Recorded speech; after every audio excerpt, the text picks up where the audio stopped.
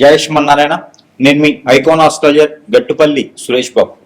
మనకి 2026 సంవత్సరంలో అతిపెద్ద రెండో సూర్యగ్రహణం మనకి ఎప్పుడుందంటే కనుక ఆగస్ట్ 12వ తారీఖు 2026 సంవత్సరం. ఇది వచ్చేసి మనకి కర్కాటక రాశి ఆశ్లేష నక్షత్రం 3వ పాదం. మన భారతదేశ వర్తమాన గడియల ప్రకారంగా అయితే కనుక రాత్రి 9:08 ఆరంభం అవుతుంది. ఇది 13వ తారీఖు ఉదయం 3:24 వరకు కూడా కొనసాగుతూ ఉంటుంది. ఈ యొక్క అతిపెద్ద సౌరమానమైనటువంటి సూర్యగ్రహణం ఇది. ఈ సూర్యగ్రహణము మనకి కర్కాటక రాశిలో రావడం అనేది జరుగుతోంది. ఇది భారతదేశంలో కనపడకపోవచ్చు, కానీ ఆ గ్రహణాన్ని యొక్క సంబంధించినటువంటి ఛాయ అయితే మాత్రం ప్రతి ఒక్కరు కూడా కులము మతము అనేది లేకుండా, ప్రాంతీయ అభిప్రాయం లేకుండా, ఇక్కడ మనిషి అయితే చాలు వారందరూ కూడా భూమి మీద జీవించేవారైతే వారందరికీ కూడా ఈ గ్రహణానికి సంబంధించినటువంటి విధంగా పరిహారాలు అయితే ఖచ్చితంగా తీసుకోవాల్సిందే. శూలం అయితే మాత్రము అందరి మీద ఉంటుంది. దాంట్లో ముఖ్యంగా ప్రెగ్నెన్సీగా ఉన్నటువంటి స్త్రీలు, గర్భం దాల్చినటువంటి స్త్రీలు ఎవరైనా ఉంటే గనక వారు జాగ్రత్తగా ఉండాలి. ప్రికాషన్స్ అయితే మాత్రం ఖచ్చితంగా తీసుకోవాలి. దీనికి సంబంధించి సాయంత్రం సమయం 7:30 ఏదైనా భుజించేసి రాత్రి అంతా కూడా తినకపోవటం మంచిది. వాటర్ కానీ, కాఫీ కానీ, జ్యూసెస్ కానీ, ఫ్రూట్స్ కానీ, వెజిటబుల్స్ కానీ ఇవన్నీ కూడా మీరు తినవచ్చు. ఘన పదార్థం బంగాళదుంప కానీ, ఆలు కానీ, లేకపోతే కనుక కంద, చేమ ఇలాంటివి తినకపోవటం చాలా ఉత్తమం ప్రెగ్నెన్సీ స్త్రీలైతే. అలానే ఆరోగ్యం సహకరించినటువంటి వారు కూడా ఇలాంటి దుంపకు సంబంధించినటువంటి కూరలు తినకపోవడం అనేది చాలా మంచిది. అలానే ఈ 13వ తారీఖు అయితే కనుక ఉదయాన్నే లేవగానే మనం అందరం కూడా కాలగుచ్చాలు తెచ్చుకొని స్నానం చేసుకొని ఇంటిని శుద్ధి చేసుకొని దేవుడి మందిరం కూడా మొత్తం శుద్ధి చేసుకుని దీపారాయణ చేసేసి ఆ స్వామి వారికి ఇష్టమైనటువంటి నైవేద్యాన్ని సమర్పించుకుంటే గనక ఆ గ్రహణ శూలం అనేది అంతటితో వెళ్ళిపోతుంది. ఇంకా పిండి పదార్థాలు కానీ, వండినటువంటి వస్తువులు కానీ ఏమైనా ఉండే అంటే కనుక వాటర్లో అయినా సరే గరిక, మనకి దర్భ ఉంటుంది, అది తీసుకొచ్చుకొని 6 గంటల సమయంలోనే అది వేసేసుకోవాలి. ఎందుకంటే గర్భని 4:50 5:20 కన్నా కూడా దానికి మించిన సమయంలో మనం గర్భాన్ని నేలలో నుంచి తీయకూడదు. కాబట్టి ముందుగానే తీసుకొని దాన్ని కడిగి శుద్ధం చేసుకొని ఇంట్లో ఉన్నటువంటి తినేటువంటి వస్తువులు అన్నింటిలో కూడా జాడి పచ్చళ్ళలో కానీ, ఫ్రిడ్జ్లో కానీ అన్నింటిలో కూడా ఒక్కొక్క 2 దర్భలు వేసుకుంటే చాలా మంచిది. ఇక 13వ తారీఖు వచ్చేసి అందరూ యథావిధిగా అయితే కనుక ఎక్కడైనా అవకాశం ఉంటే దేవుని దర్శనం చేసుకోండి. అవకాశం ఉంటే శివాలయంలో పంచామృత అభిషేకం చేయండి.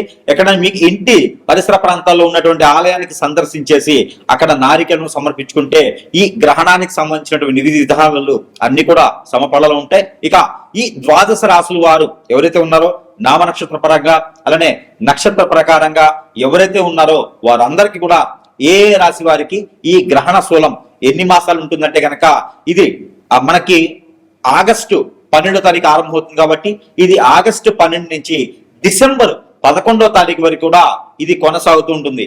ఎవరైనా సరే దీనికి సంబంధించినటువంటి దానాలు, ధర్మాలు, యజ్ఞాలు, యాగాలు, హోమాలు, దపాలు, జపాలు ఇంకా ఏమేమి ఉన్నాయో అవన్నీ కూడా తక్కువ ఖర్చుతో, అతి తక్కువ ఖర్చుతో మీరు ఈ గ్రహణానికి సంబంధించినటువంటి దానాలు చేయడం ద్వారా మీ మీద ఆ గ్రహణ శూలం పడకుండా ఉంటుంది. కాబట్టి ఇక మనం చూసుకున్నట్టయితే కనుక మొదటిగా రాసుల ప్రకారం తీసుకొని వారి ప్రకారం ఏమి ఇవ్వాలనేది ఒక్కసారి మనం పరిశీలన చేద్దాం. మనం రాసులు వస్తే కనుక మొదటిగా మేషరాశి. మేషరాశి వారికి గ్రహణానికి సంబంధించింది, కానీ అలానే జూలై 27 మారినటువంటి శని వక్ర దృష్టి. శని వక్ర దృష్టి అంటే మీరు అందరూ ఏదో అనుకునేవారు, శని వంగిపోయినాడు, శని వెనకబడిపోయినాడు, మన మీద ఇబ్బంది పెడతాడని చెప్పి. అలా కాదు. శని వక్ర దృష్టి అంటే మీనరాశిలోని శని ఉంటూ నక్షత్ర మార్పికి వెనకంజలో ఒక అడుగు వేసినాడు, మీనరాశిలోని సంచరిస్తాడు. ఇక్కడ ఇది 4 మాసాలు ఉంటాడు. 27 జూలై మాసం 2026 నుంచి డిసెంబరు 11వ తారీఖు 2026 వరకు, అలానే ఆగస్టు 12వ తారీఖు మనకి ఏర్పడే అతి పెద్ద గ్రహణం అనేటువంటి సూర్యగ్రహణం. ఈ 2 మనం తీసుకున్నట్టయితే కనుక మేషరాశి వారికి ఇక్కడ మనకు గ్రహణం తీసుకున్నట్టయితే కనుక మేషరాశి వారికి కర్కాటక రాశి గ్రహణం రావడంతో ఈ మేషరాశి వారికి శని వక్రంలో 12వ స్థానంలో రావడంతో అనుకున్న పనులు ముందుకు వెళ్ళకపోవడం కానీ మళ్ళీ మొదలైన బాబు మనకి చుట్టూతా ఏదో ఒక అసందిగ్బంధన అనుకునే విధంగా అనుకున్న పనులు కాకపోవటం, పనుల్లో విఘ్నాలు రావటం, ఏదైతే ఉంటుందో ఆ పని మనకి ముందుకు వెళ్ళకపోవటం, డబ్బు ఇచ్చే దగ్గర రాకపోవడం, గొడవలు అవడం, చిరాకులు పట్టడం, భార్య భర్తల మధ్యన గొడవలు అవటం, ఇంకా కూడా పెద్దల పిల్లల మధ్య గొడవలు అవటం, అప్పు ఇచ్చిన దగ్గర గొడవ పట్టడం, అనుకున్న పనులు సాధించలేకపోవడం, పనిలో నిలకడ లేకపోవటము, పార్ట్నర్షిప్ వ్యాపారాలు నష్టపోవటము, ఏదైనా మొదలు పెడదాం అనుకుంటే ముందుకు రాలేకపోవటము, ఇవన్నీ కూడా మళ్ళీ కూడా ఈ 4 మాసాల్లో చవిచూపడుతున్నారు. కాబట్టి ప్రతి ఒక్కరు కూడా నెమ్మదిగా ఉండండి, కోపం తెచ్చుకోకండి. ఎవరిదైనా మాట్లాడేప్పుడు కూడా ఆచి చూచి మాట్లాడండి. ఒకటి మాత్రం చాలా అద్భుతంగా ఉందని చెప్పొచ్చు. ఆగస్టు మాసంలో ఏం అద్భుతంగా ఉందయ్యా అంటే కనుక విదేశీ ప్రయాణం. ఏదైతే మేషరాశి వారు ప్రయత్నం చేసి విదేశీ ప్రయాణం చేసేగలిగితే వారికి చాలా అద్భుతంగానే ఉంటుంది అని చెప్పొచ్చు. ఇక సెప్టెంబర్ మాసంలో ఈ మేషరాశి వారైతే కనుక మీ అందరూ కూడా ఏదైనా ఆరోగ్య సమస్య కానీ ఉంటుంది కాబట్టి కొంచెం ఫుడ్ లో ప్రికాషన్స్ తీసుకుంటూ జాగ్రత్తగా ఉండాలి. అంటే దూర ప్రయాణం చేసేటప్పుడు గండం కూడా కనిపిస్తుంది కాబట్టి కొంచెం జాగ్రత్తగా ఉండాలి. ఇక ఆ అక్టోబర్ మాసంలో అయితే కనుక ఏది మనకి మేషరాశి వారు ఈ అక్టోబర్ మాసంలో చేయవనుకున్న పనులు కానీ కొత్తగా మొదలు పెట్టేటువంటి వ్యాపారాలు కానీ జాబ్ పర్పస్ కానీ అక్టోబర్ 12వ తారీఖు తర్వాత మీరు ఏదైనా ప్రయత్నం చేస్తే ఖచ్చితంగా అది మీకు ముందుకెయ్యేలాగా కనిపిస్తుంది.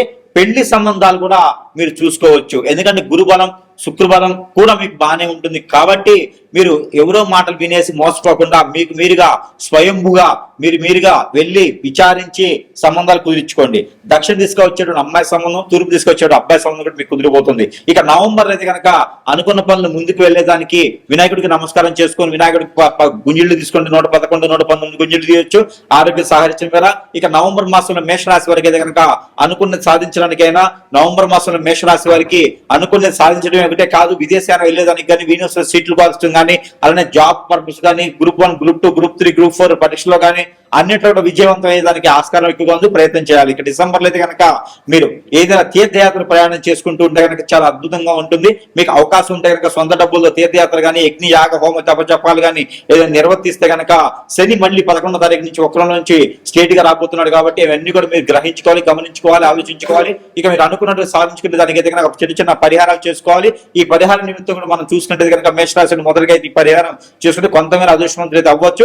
శని భగవాన్ అశుభదృష్టి కానీ రవి భగవాన్ అశుభదృష్టి కానీ కొంతమేర తగ్గి అన్ని రకాలుగా ముందుకెళ్ళడానికి ఎక్కువ అవకాశాలు అయితే మెండుగా ఉన్నాయి. అలానే ఈ రాశి వారి కనుక ఈ గ్రహణానికి సంబంధించినటువంటి విధి విధానాలకు ఇబ్బంది లేకుండా ఉండేందుకు ఈ యొక్క పరిహారం చేసుకున్నట్టయితే ఆ గ్రహాల యొక్క సౌలభ్యం కావచ్చు, గ్రహాల యొక్క స్థితిగతులు కావచ్చు అన్ని కూడా మీ వైపు కొంతమేరైనా సరే శుభ దృష్టిలో ఉండేలాగా ఉంటాయి. కాబట్టి ఈ యొక్క పరిహారం మీకోసం. ఇక గోధుమ పిండి కానీ గోధుమలు కానీ గోధుమ రవ్వతో కానీ మీకు బెల్లం వేసి పాలు పోసి చేసినటువంటి తీపి పదార్థం ఏదైతే ఉందో అది ఉదయించే సూర్యునికి నైవేద్యం పెట్టి ఉదయించే సూర్యుడికి నీళ్లు ఆర్చనివ్వండి. ఏదైనా మిరియాలు ఒక 7 చేతిలో పెట్టుకొని అలానే మిరపకాయ ఎండి మిరపకాయల లోపల ఉన్నటువంటి గింజలు ఒక 7 పెట్టుకొని చేతిలో నీళ్లు ఆర్చనివ్వండి రవి భగవానుడికి. ఇలాగా మీరు ఈ గ్రహణం అనంతరము వచ్చేటువంటి ఆదివారం ఆపై వచ్చే ఆదివారం ఇలాగా 3 నుంచి 5 వారాలు కనుక మీరు చేసినట్టయితే ఆ గ్రహణానికి సంబంధించిన విధి విధానాలన్నీ కూడా మీకు సఫలీకృతంగా కూడా అయిపోయేదానికి ఉండేదానికి ఉంటుంది. కాబట్టి ఈ విధమైన పరిహారం. మరొకటి గోధుమలు 1 కిలో, జొన్నలు 1 కిలో, రాగులు 1 కిలో, సజ్జలు 1 కిలో, ఉలవలు 1 కిలో, నల్ల మినుములు 1 కిలో, పచ్చిపెసలు 1 కిలో, బ్రౌన్ శనగలు 1 కిలో, బియ్యం 1 కిలో, బెల్లం 1 కిలో, నెయ్యి 1 కిలో, అలానే తేనె 1 కిలో, కుంకుమ 1 గ్రాము, ఇవన్నీ కూడా పసుపు 100 గ్రాములు, కుంకుమ 100 గ్రాములు, తవనపాకులు 1 కట్ట, ఒక్కలు 100 గ్రాములు, ఇవన్నీ కూడా తీసుకుని వెళ్ళి లవంగాలు 50 గ్రాములు, ఇలాచీలు 50 గ్రాములు, ఇవన్నీ కూడా కలగలిపి మీరు ఒక వైట్ కలర్ కానీ గ్రీన్ కలర్ కానీ ఎల్లో కలర్ కానీ రెడ్ కలర్ కానీ బ్లాక్ కలర్ కానీ ఒక వస్త్రంలో కట్టుకొని ఇవన్నీ కూడా ఎక్కడైనా సమీపంలో బ్రాహ్మణోత్తులు కానీ అయ్యవాళ్ళు కానీ అర్చకుల వారు కానీ ఉంటే అక్కడ వారికి దానం ఇవ్వండి. దానం ఇచ్చిన రోజున ఎవరికైతే ఇస్తారో వారి కాళ్ళకి నమస్కారం చేయకండి. అలానే ఇది గ్రహణం అనంతరం చేయవలసినటువంటి ప్రక్రియ. ఈ గ్రహణం అనంతరము అంటే ఆగస్టు 12వ తారీఖు తర్వాత మనకి సెప్టెంబర్ 12వ తారీఖు లోపు ఈ యొక్క దానం అనేది ప్రతి ఒక్కరు ఉదయం సమయంలో పిల్లలు, పెద్దలు, భార్య, భర్తలు, ఇంకా పెద్దవాళ్ళు వాళ్ళందరూ కూడా చేతులు వేసేసి ఆ మూటని అందరికి ముడుపులాగా చేసి ఆ ముడుపుని కనుక అక్కడ ఉండే అర్చకుల వారికి సమర్పిస్తే కనుక మీకున్నటువంటి కష్టాలే కాకుండా గ్రహణానికి సంబంధించినటువంటి దోషాలు కూడా పోతాయి. ఆ గ్రహణానికి సంబంధించిన దోషాలు మనకి పోయినాయంటే కనుక ఖచ్చితంగా మనం అనుకున్నటువంటి స్థితిగతులకి మనం వెళ్ళేదానికి ఎక్కువ ఆస్కారం ఉంటుంది. ఎవరైనా సరే గవర్నమెంట్ జాబ్ కానీ, సెంట్రల్ గవర్నమెంట్ కానీ, ఏదైనా సరే వైట్ కాలర్ జాబ్ చేయాలని కానీ, నిరుద్యోగులు జాబ్ కోసం ఎదురు చూసేవారు కానీ, మీరందరూ కూడా ఏం చేయాలంటే కనుక ఆవు పాలు, ఆవు నెయ్యి, ఆవు పెరుగు, ఆవు పాలు, అలానే మీకు ఇంకా సంబంధించినటువంటి ఏంటంటే ఆవు పిడకలు, ఇవన్నీ కూడా ఆవు సాంబ్రాన్ గడ్డీలు, ఇవన్నీ కూడా తీసుకెళ్లి పన్నీరు, ఇవన్నీ కూడా తీసుకుని వెళ్ళి తల చుట్టూతా దిష్టి తీసేసి ఆ మిశ్రమాన్ని ఎక్కడైనా పాడి నీటిలో కానీ, పొదలు కానీ, చెట్లలో కానీ వేసివేయాలి. ఇలాగ మీరు చేసినట్టయితే కనుక ఎన్నో రకాలైనటువంటి దోషాలు పరిహారం అవుతాయి. మీకు నవగ్రహ దోషాలు కూడా అధిగమించేసి, మీకు శని వక్రంలో ఉన్నాడు, ఈ శని వక్ర దోషం కూడా మీకు తొలగిపోతుంది. ఈ శని వక్రంలో జూలై 27వ తారీఖు నుంచి వక్ర దృష్టితో ఉండేసి డిసెంబర్ 11వ తారీఖు వరకు కూడా వక్ర దృష్టిలో ఉంటున్నాడు. కాబట్టి ఈ శని భగవాన్ అశుభ దృష్టి కూడా తొలగేందుకు నల్ల మినుములు, నల్ల నువ్వులు ఇవన్నీ కూడా మీరు కలగలుపుకొని దిష్టి తీసుకొని ఎక్కడైనా పడివేసినట్టయితే కనుక మీకు ఉన్నటువంటి గ్రహరీత్యా దోషాలన్నీ కూడా ఇలా చిటికలో పటాపంచలేదానికి ఎక్కువ ఆస్కారాలు ఉన్నాయి. ఇకపోతే మూడోది, ఇక్కడ మీరు వచ్చినట్టయితే కనుక ప్రతిరోజు ప్రతి రాశి వారు, పిల్లలు, పెద్దలు, అంతకన్నా పెద్దలు, ఇక్కడ ఎంతమందితో ఉన్నారో భార్య భర్తలు అందరూ కూడా ఇంటిళ్ళ పాది కూడా ప్రతి ఒక్కరైతే నాకు తెలిసినంత వరకు స్నానం ఆచరిస్తారు. ఈ స్నానం ఆచరించేటప్పుడు మీరు ఏం చేస్తారంటే ఒక్కొక్క రోజు ఒక్కొక్క వస్తువు ఆ స్నానం చేసి నీటిలో వేసుకొని స్నానం చేయండి. మీకు ఉన్నటువంటి గ్రహరీత్య దోషాలు, ప్రకృతి దోషాలు అన్ని కూడా మీకు ఒక మేర నరదిష్టి, నరఘోష కూడా మీకు ఒక మేర అయితే ఖచ్చితంగా తగ్గేటువంటి అవకాశాలు ఉన్నాయి. మీరు ఏ పని కోసం ముందుకు వెళ్తున్నారో ఆ పనులన్నీ కూడా సకాలంగా పూర్తయ్యేలా కనపడుతున్నాయి. కాబట్టి మీరు ప్రతినిత్యము కూడా సోమవారం రోజున కర్పూరము, మంగళవారం రోజున మనకి ఇలాచీలు, బుధవారం రోజున ఉప్పు, అలానే గురువారం రోజున పసుపు, శుక్రవారం రోజున లవంగాలు, శనివారం రోజున మెంతులు స్నానం చేసే వాటర్లో వేసుకొని స్నానం ఆచరించండి. ఎన్ని వేయాలి? ఒక చిటికెడు. ఇంకా కూడా సబ్క్యూట్ లవంగా కూడా వేసుకోవచ్చు, ఇంకా కూడా దాల్చిన చెక్క కూడా వేసుకోవచ్చు. కాబట్టి ఇంకా ఇలాంటి ఏమైనా ఉంటే కూడా అవన్నీ కూడా స్నానం చేసే నీటిలో వేసుకుని స్నానం చేయడం వల్ల మీకు ఎన్నో రకాల రుమ్మతుల గురించి బయటపడడానికి ఎక్కువ ఆస్కారం ఉంది. ఈ గ్రహణానికి సంబంధించినటువంటి విధి విధానాల్లో అన్ని కూడా సకాలంగా పూర్తవుతూ ఉంటాయి. ఇంకొకటి మస్టర్డ్ ఆయిల్ ఒకటి, అలానే ఆముదం ఒకటి, బాదం ఆయిల్, ఆల్మండ్ ఆయిల్ అంటారు, ఇవి ఒకటి తీసుకొచ్చుకొని అన్ని కూడా 3 సమానత్వంగా కలగలుపుకొని దాంట్లో కోకోనట్ ఆయిల్ కూడా కలగలపండి. ఈ 4 ఆయిల్ మిశ్రమాన్ని ఉదయించేటువంటి సూర్యకిరణాలకు చూపించేసి ఆ ఆయిల్ ని కూడా మీరు ప్రతి ఒక్కరు కూడా ఇంట్లో స్నానం చేసిన మిమ్మట 1 టీ స్పూన్ సుమారు చేతులు వేసుకొని తల మీద, షోల్డర్స్, నాభి, అరిచేతులు, అరికాళ్ళు, అలానే L4, L5 బ్యాక్ ఇక్కడ దగ్గర మీరు ఒక్కొక్క డ్రాప్ చొప్పున అప్లై చేసుకుంటే కనుక మీకు నరదిష్టి, నరఘోష, శత్రుపీడ, ఆర్థిక సమస్యలు, ఆరోగ్య సమస్యలు, దీనితో పాటు ఉపశమనం, మీ పైన ఏది కూడా నరదిష్టి రాకుండా ఉండేందుకు అనుకున్న పనులు ముందుకు వెళ్ళేదానికైతే కొంతమేర అయితే సహకరించబడుతుంది. కాబట్టి ఇవన్నీ కూడా చేసుకుంటూ ఉంటే కొంతమేర అయితే కనుక మనకి ఎన్నో రకాల గ్రహరీత్య దోషాలు కావచ్చు, ప్రకృతి దోషాలు కావచ్చు, గ్రహణానికి సంబంధించింది కావచ్చు, వక్రంలో ఉన్నటువంటి శనీశ్వరుడు కావచ్చు,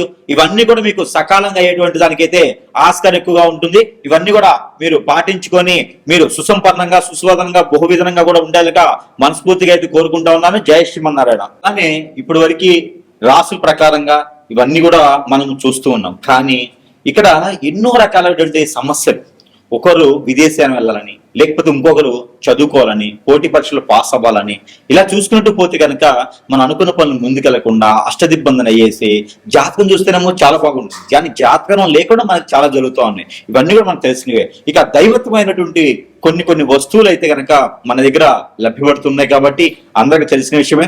మంత్రోచ్చారణ చేసి, అగ్నిహోత్రం చేసి, తంత్రాన్ని నింపి మనకున్న సమస్యని కొట్టుమిట్లాడేటువంటి సమస్యలు కూడా ఇలా చిటికలో ఒడ్డును వేసినటువంటి వస్తువులు, దైవజ్ఞమైనటువంటి వస్తువులన్నీ కూడా మన దగ్గర సమపాళాలు ఉన్నాయి. కాబట్టి మీ అవసరాన్ని బట్టి, మీ అవకాశాన్ని బట్టి సద్వినియోగం చేసుకునేదానికి ఇది ఉంటుంది.